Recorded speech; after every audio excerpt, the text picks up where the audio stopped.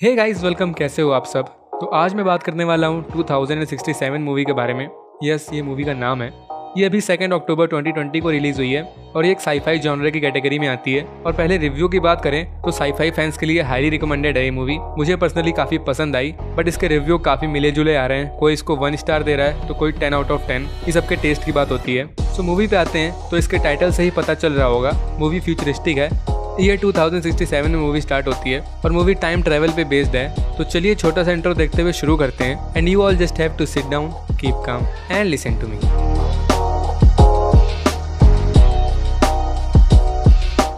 सो movie में सबसे पहले दिखाया जाता है कि ईयर 2055 चल रहा होता है और दुनिया की लगी पड़ी है और एक एक करके सारी कंट्रीज खत्म हो जाती हैं। सिर्फ त्रिवेदी बचता है, मतलब ऑस्ट्रेलिया बचता है। और ह्यूमन काइंड के लिए सबसे बड़ी प्रॉब्लम ऑक्सीजन होती है। दुनिया की हालत इतनी खराब हो चुकी होती है कि ऑक्सीजन पूरी तरह से खत्म हो चुकी होती है, एकदम गायब। इसलिए सब मर रहे होते हैं और सरवाइव करने के लिए सबको एक कंपनी जिसका नेम होता है क्रोनिकॉर्प, इसके द्वारा बनाई गई आर्टिफिशियल ऑक्सीजन का यूज करना पड़ रहा होता है। और ऑब्वियसली गरीब लोग ये ऑक्सीजन अफोर्ड नहीं कर पा रहे होते हैं, इसीलिए ऑक्सीजन के लिए क्राइम रेट काफी बढ़ गया होता है। और फिर क्रोनिकॉर्प कंपनी को रियलाइज होता है कि वो इतनी आर्टिफिशियल ऑक्सीजन नहीं बना पाएंगे कि हर एक इंसान को बचाया जा सके। इसलिए डॉक्टर रिचर्ड वाइट और अदर साइंटिस्ट को हायर करते हैं जो कि एक मशीन बनाते हैं और ट्राई करते हैं कि फ्यूचर में किसी से कांटेक्ट कर पाए अगर कोई जिंदा बचा हो और वो हमें बता पाए कि उन्होंने इस ऑक्सीजन पेंडेमिक को कैसे सरवाइव किया। और ये लोग सक्सेसफुल भी हो जाते हैं। ये 2474 से इनको रेडियो वेव्स के थ्रू एक मैसेज आता है, बट मैसेज में लिखा होता है सेंड ईथन वाइट। सब कंफ्यूज हो जाते हैं कि आखिर ये ईथन वाइट कौन है और 400 साल बाद वाले बंदे को, फ्यूचर वाले बंदे को इस इंसान से क्या चाहिए। तो ईथन वाइट इन्हीं डॉक्टर रिचर्ड वाइट का 8 साल का लड़का होता है। बट फिर कुछ टाइम बाद डॉक्टर रिचर्ड वाइट मिसिंग हो जाते हैं और ईथन की मॉम का ऑक्सीजन मास्क की वजह से मर्डर हो जाता है। बट ईथन को जूड, एक स्ट्रेंजर होता है, वो इसको बचा लेता है और अब जूड इसकी देखभाल करता है, इसको बड़े भाई की तरह पालता है और फैमिली की तरह इसकी केयर करता है। और ये दोनों बड़े हो जाते हैं और अब ये 2067 होता है और ये दोनों अपनी लाइफ न्यूक्लियर पावर रिएक्टर को सही करने में बिता रहे होते हैं ताकि सिटी में इलेक्ट्रिसिटी और ऑक्सीजन फ्लो होती रहे। ये यहाँ पूरे जोश के साथ काम करते हैं क्योंकि ईथन की एक गर्लफ्रेंड होती है जेंथी, जिससे वो काफी प्यार करता है। बट वो सिक होती है और उसका कोई क्योर नहीं मिल रहा होता है क्योंकि इस प्लेनेट में अब कोई भी पेड़ पौधे नहीं होते। इसलिए ईथन अपने वर्क में काफी मेहनत करता है पैसे कमाने के लिए ताकि वो जेंथी को सारे ऑक्सीजन मास्क प्रोवाइड कर सके। बट फिर एक दिन इन दोनों भाई को उसी कॉर्निकॉर्प कंपनी में बुलाया जाता है और उसकी हेड ईथन को बताती है कि उनको 474 साल आगे फ्यूचर से एक मैसेज रिसीव हुआ है, send Ethan white. I know आप काफी कंफ्यूज हो गए कि ये बात तो काफी पुरानी है, जब ईथन 8 साल का था,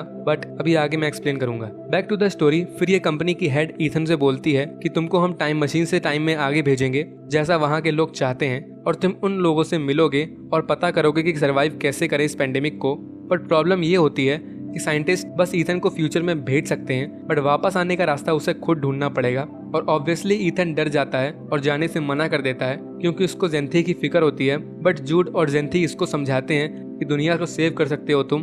और फिर थोड़ी बहस के बाद ईथन मान जाता है फ्यूचर में जाने के लिए और ये रेडी होता है। और साइंटिस्ट इसको एक AI मशीन देता है, आर्ची, लाइक सिरी और कोर्टाना, और टाइम मशीन का यूज करके ईथन को फ्यूचर में फेंक देते हैं और ये आसमान से वहाँ गिरता है। पर इसको कुछ होता नहीं है इसके सूट की वजह से, लेकिन इसका सूट जल जाता है। और वहाँ ये जंगल में होता है तो ये काफी खुश होता है क्योंकि इसको ऑक्सीजन मिल रही होती है और लगभग 400 साल बाद अर्थ ने अपने आप को वापस हील कर लिया होता है। बट वहाँ लिविंग लाइफ का ईथन को कोई नामो निशान नहीं मिल रहा, ना कोई एनिमल का ना कोई इंसान का। और ईथन का मेन पर्पस फ्यूचर में आने का ये होता है कि इसको अपनी गर्लफ्रेंड की लंग सिकनेस के लिए क्योर ढूंढना होता है। और इसको वहाँ एक स्ट्रेंज चीज दिखती है, इसको एक स्केलेटन पड़ा दिखता है जो कि यही होता है। उसके सूट में इसी का नेम लिखा होता है, ईथन वाइट, और हेड में बुलेट का होल होता है। पहले तो इसे बिलीव नहीं होता, बट ईथन के हैंड में एक रिस्ट बैंड होता है, लाइक ओमनीट्रिक्स, जो कि इसके डैड ने इसे इस बर्थडे में गिफ्ट की थी। इसके हाथ में चिपका दी थी एक्चुअली, और ये रिस्ट बैंड कभी नहीं निकलता, ये इसके हैंड में बोन से जाके चिपक गया था। और ईथन को उस स्केलेटन के हाथ में भी सेम रिस्ट बैंड दिखता है, जिससे कंफर्म हो जाता है कि स्केलेटन इसी का है। बट इस मरे हुए ईथन के रिस्ट बैंड में ग्रीन लाइट जल रही होती है और जिंदा ईथन के बैंड में रेड लाइट। और जैसा इस जिंदा ईथन के पास एक आर्ची होता था, सेम इसके स्केलेटन के पास भी एक बहुत ओल्ड आर्ची होता है, बट वो वर्क कर रहा होता है। और ईथन उसमें लास्ट ऑडियो रिकॉर्डिंग सुनता है तो एक आदमी ईथन को मार रहा होता है और गन की आवाज आती है। और जैसे आपको इस टाइम कुछ समझ नहीं आ रहा है, सेम ईथन को भी कुछ समझ में नहीं आ रहा था, like what the hell is going on. But और फिर आर्ची की हेल्प से ईथन वहाँ सराउंडिंग में घूमता है और फिर रात में एक बेरी खा लेता है जो कि एक्चुअली एक पॉइजनस बेरी थी और ईथन को बहुत पेन होता है और वो काइंड ऑफ मरने लगता है। बट तभी आसमान से कुछ चमकता हुआ जमीन में गिरता है और एक आदमी आता है जो कि ईथन को मरने से बचा लेता है इसको एंटीडोट देके, और ये आदमी जूड होता है। ये एक्चुअली वही लैब से स्पेशली ईथन को मरने से बचाने के लिए फ्यूचर में आता है और फिर ये दोनों आर्ची की हेल्प से एक बंकर में पहुंचते हैं और बंकर ईथन की आई चेक करके गेट ओपन करता है और ये दोनों अंदर जाते हैं और सिस्टम स्क्रीन में वेलकम ईथन वाइट लिखा होता है और बंकर ईथन के हाथ में लगे रिस्ट बैंड से डीएनए मैच करता है और ये बंकर एक्टिवेट हो जाता है और इसकी रिस्ट बैंड की भी लाइट रेड से ग्रीन हो जाती है। और ये जगह एक्चुअली वही लैब होती है जहाँ पास्ट में इस टाइम मशीन रखी है। और अब इतना तो समझ गए कि ये बंकर सिर्फ ईथन की डीएनए से ही खुलता है, तो फिर वो फ्यूचर में मैसेज किसने भेजा इनको 2067 में। खैर, और जूड टाइम मशीन देख के खुश हो जाता है क्योंकि अब ये पास्ट में मतलब अपने टाइम में वापस जा सकते हैं। और फिर ईथन लैब के ओल्ड लॉग्स चेक करता है जिसमें उसके डैड के होलोग्राफिक रिकॉर्डिंग्स होती हैं उसी दिन की जब इनको ये मैसेज रिसीव हुआ था सेंड ईथन वाइट वाला। और इसके डैड बताते हैं कि हम फ्यूचर में चीजें नहीं भेज सकते क्योंकि पावर सप्लाई की प्रॉब्लम होती है रिसिपिटेंट वाली साइड में जहां अभी ईथन है, इनकी टाइम मशीन में प्रॉब्लम होती है।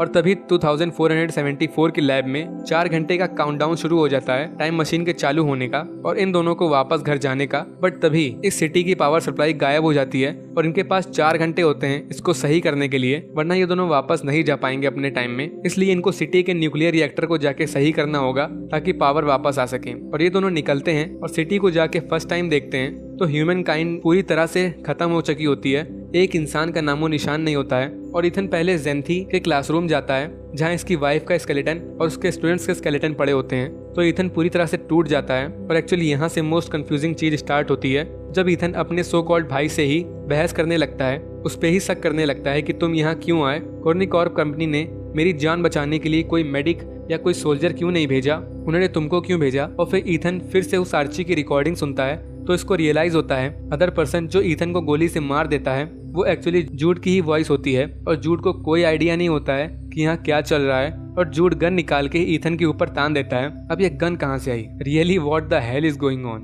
बट जूड ईथन से बोलता है कि वो गन तुमको मारने के लिए नहीं बल्कि तुम्हारी प्रोटेक्शन के लिए यहाँ लाया है। और वो बोलता है कि हम दोनों ब्रदर्स हैं जब से तुम्हारे पेरेंट्स मर गए। तो ईथन कन्विंस हो जाता है और फिर ये दोनों वापस अपने टारगेट पे फोकस करते हैं और पावर सेंटर की तरफ जाते हैं और थोड़ी प्रॉब्लम्स के बाद पावर सप्लाई सही कर देते हैं। और वापस आने के बाद इन दोनों भाई में फिर बहस होने लगती है क्योंकि ईथन को एक ही चीज खटक रही होती है कि उसकी बॉडी, डेड बॉडी अभी तक यहाँ क्यों है। ईथन को ऐसा लग रहा होता है कि ये फेट है और इसका मरना तय है जूड के हाथों। बट जूड का स्टिल यही कहना होता है कि तुम पॉइजन से मर ही गए थे बट मैंने तुम्हें आके बचाया, तो फेट को धोखा दे चुके हैं हम। लेकिन ईथन का कहना होता है कि अगर फेट को धोखा दे चुके हैं हम तो उसकी डेड बॉडी को यहाँ से गायब हो जाना चाहिए। मतलब हम सब जो कर रहे हैं वो ये मरा हुआ ईथन कर चुका है और एट लास्ट में मैं भी मर जाऊंगा और ह्यूमन काइंड भी खत्म हो जाएगी क्योंकि इन दोनों को यहाँ कोई इंसान नहीं दिखा था और उस इंसान का भी पता नहीं चला था इनको जिसने सेंड ईथन वाइट का मैसेज पास्ट में भेजा था।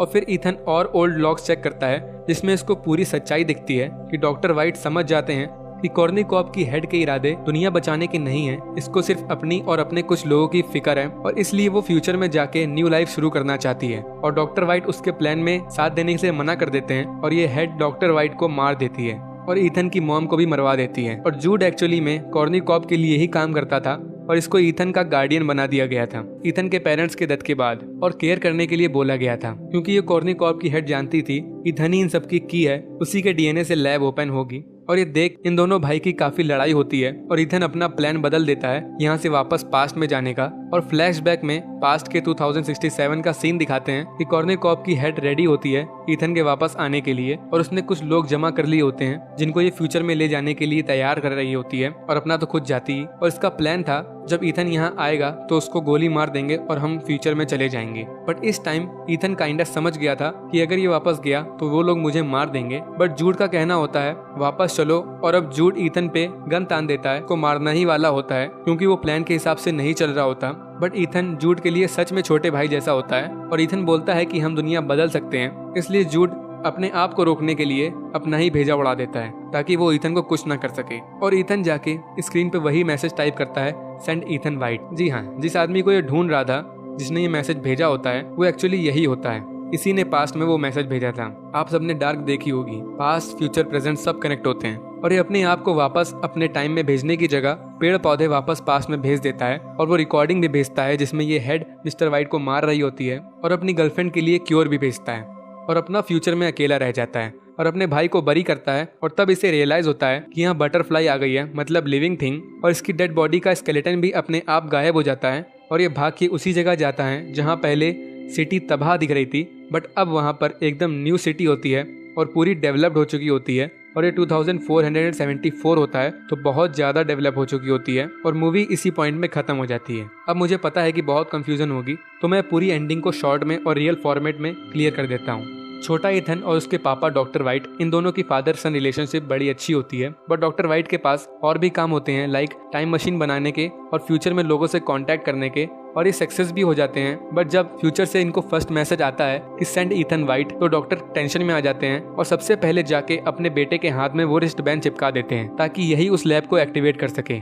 और फिर इसकी फैमिली को मार देते हैं कॉर्निकॉप कंपनी वाले, क्योंकि मिस्टर वाइट उनके साथ काम करने से मना कर देते हैं। और इथन अब इस कंपनी के लिए सबसे ज्यादा इंपॉर्टेंट होता है, इसलिए जूड को ये लोग इथन की परवरिश के लिए असाइन करते हैं और वो इसको सेफ रखता है। और फिर जब वो बड़ा हो जाता है तो उसे टाइम मशीन से फिर फ्यूचर में 474 साल बाद भेजा जाता है ताकि वो इनकी हेल्प कर दे। बट एट लास्ट इथन को समझ आ जाता है कि कॉर्निकॉप के रियल इरादे कुछ और हैं और इथन को प्लान के हिसाब से वापस आना होता है पास्ट में, बट ये नहीं जाता और जूड अपने आप को इथन को मारने से रोकने के लिए खुद की जान ले लेता है। और अब बात आती है कि इथन का स्केलेटन वहाँ क्यों था और वो कहाँ गायब हो गया। तो मेरी थ्योरी के हिसाब से कि उस कॉर्निकॉप की हेड ने बोला था कि जब इथन टाइम मशीन से इस टाइम में वापस आए तो उसको शूट कर देना और यहीं छोड़ देना और हम सब फ्यूचर में न्यू लाइफ स्टार्ट करने चले जाएंगे। तो एक अल्टरनेट रियलिटी के बारे में सोचो कि अगर इथन प्लान के हिसाब से पास्ट में यानी 2067 में वापस आ जाता तो ये लोग सबसे पहले उसको शूट कर देते और यहाँ छोड़ देते। तो ऐसा ही हुआ था, एक फ्यूचर वाला इथन पास्ट में चला गया था और उसको शूट करने के बाद इन लोगों ने यहीं छोड़ दिया था, इसलिए उसका स्केलेटन यहीं पड़ा था 400 साल बाद भी, क्योंकि मूवी में कहीं भी ये कंफर्म नहीं किया गया है कि जूड ने ही इथन को मारा था।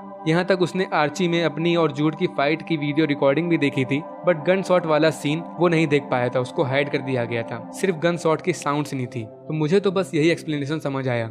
लेकिन अब बात की अगर ऐसा हुआ था तो ये सब लोग कॉर्निकॉप वाले फ्यूचर में आ गए होंगे, बट इनका तो यहाँ कोई नामो निशान नहीं मिला, तो शायद ये लोग यहाँ आके भी सेटल नहीं हो पाए, मतलब जीना नहीं सीख पाए, और या फिर ये टाइम मशीन से यहाँ कभी आ ही नहीं पाए। और देन मूवी की एंडिंग में इथन खुद पास्ट में जाने की बजाय पेड़ पौधे और प्रूफ भेज देता है, जिसकी वजह से वहाँ के लोग कॉर्निकॉप की हेड को मुजरिम बना लेते हैं। और अब मेन इविल पर्सन तो चली गई होती है और बाकी जो समझदार लोग होते हैं उन्होंने उन पेड़ पौधों से जो इथन ने इन्हें भेजे थे उनसे और नया पेड़ बनाए होंगे और ऑक्सीजन की प्रॉब्लम को दूर कर लिया होगा। और इसीलिए लास्ट में इथन का स्केलेटन गायब हो जाता है, क्योंकि जब वो पास्ट में गया ही नहीं तो उसको शूट नहीं किया गया और इसीलिए उसका स्केलेटन नहीं था वहाँ। और पूरी सिटी एकदम से डेवलप हो गई थी, कॉस 2067 से 2475 हो गया था, तो ऑब्वियसली टेक्नोलॉजी और ह्यूमैनिटी बहुत ज्यादा डेवलप कर गई होगी। और मेन पॉइंट कि आखिर वो मैसेज फ्यूचर से इथन ने पास्ट में क्यों भेजा था, तो ये भी सिंपल है, क्योंकि वो जानता था वो जिसको ढूंढने फ्यूचर में आया था, जिसने ये मैसेज भेजा था, वो ये खुद ही था। तो अगर ये पास्ट में मैसेज ना भेजता तो ये सब होता ही ना